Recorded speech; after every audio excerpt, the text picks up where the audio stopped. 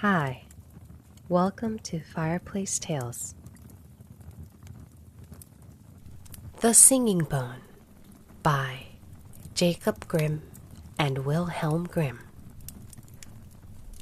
In a certain country, there was once great lamentation over a wild boar that laid waste the farmers' fields, killed the cattle, and ripped up people's bodies with his tusks. The king promised a large reward to anyone who would free the land from this plague, but the beast was so big and strong that no one dared to go near the forest in which it lived. At last, the king gave notice that whosoever should capture or kill the wild boar should have his only daughter to wife. Now, there lived in the country 2 brothers, sons of a poor man, who declared themselves willing to undertake the hazardous enterprise. The elder, who was crafty and shrewd, out of pride. The younger, who was innocent and simple, from a kind heart. The king said, "In order that you may be the more sure of finding the beast, you must go into the forest from opposite sides." So the elder went in on the west side, and the younger on the east. When the younger had gone a short way, a little man stepped up to him. He held in his hand a black spear and said, "I give you this spear because your heart is pure and good. With this you can boldly attack the wild boar, and it will do you no harm." He thanked the little man, shouldered the spear, and went on fearlessly.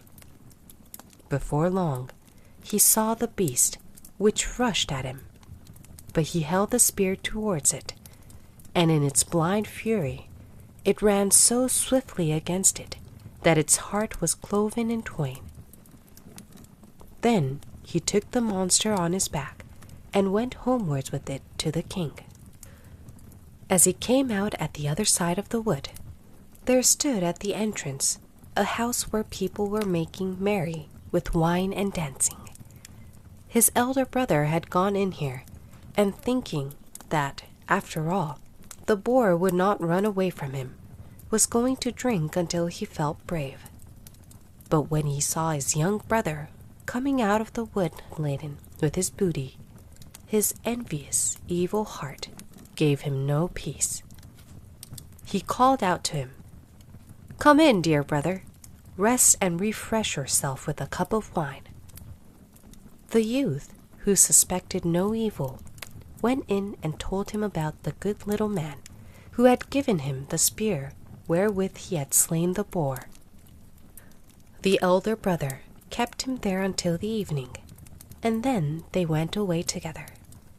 And when in the darkness they came to a bridge over a brook, the elder brother let the other go first, and when he was half way across, he gave him such a blow from behind that he fell down dead. He buried him beneath the bridge, took the boar, and carried it to the king, pretending that he had killed it.